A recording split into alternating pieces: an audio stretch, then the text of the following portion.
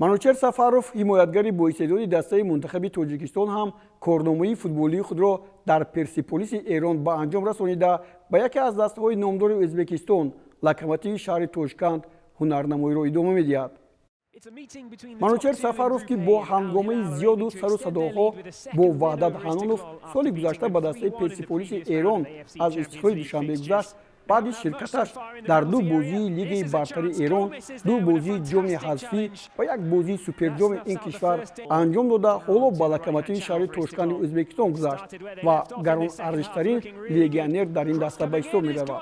футболбози тоҷик бо дастаи наваш то соли 2023 шартнома баст, аммо дар бораи маблағи гузаришаш иттилои мушаххас эълон нашудааст.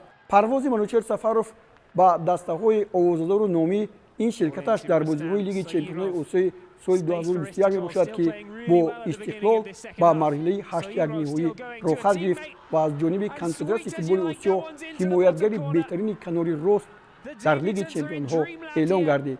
манучер дар вухӯрӣ дар муқобили ғолиби лигаи чемпионҳои осиё Ал-Ҳилол 2 гол ҳам зад. ӯ ҳамчунин ба ҳайси беҳтарин мудофиаи соли гузаштаи футболи тоҷикистон пазируфта шуд ва пештар дар дастаҳои Барқчӣ, Хуҷанд, Локомотив Помир ва Истиқлол ҳунарнамоӣ кардааст.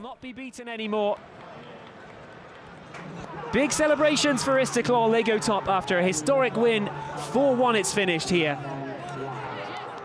дастаи Хуҷанд дар доираи омодагӣ ба идомаи мавсими футболи соли 2022 ва финали ҷоми конфедератсияи футболи осиё бо дастаи суғдиёнаи Ӯзбекистон бозиҳои дӯстона ва таҷрибавии худро бо дастаҳои лигаи бартари Ӯзбекистон мегузаронад.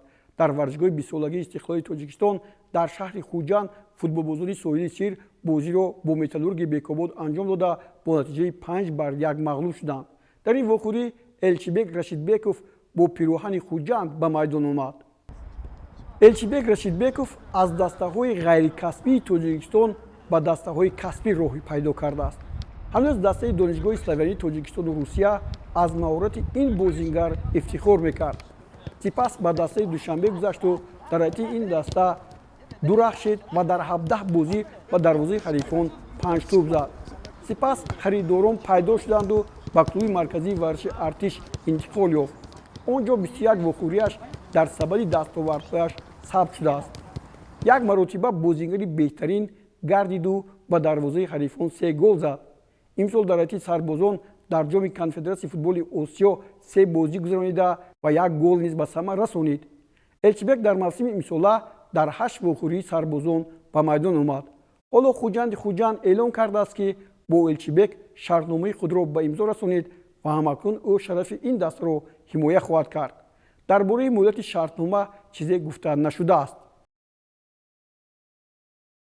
дар ҳамин ҷо дӯстони гиромӣ барномаи навбатии футболи осиёро ба анҷом расонем. мақсади мо тарғиби футболи Тоҷикистону Осиё аст. ҳар ҳафта дар ҳамин рӯз барномаи моро интизор шавед. хайр то боздид. худро эҳтиёт кунед.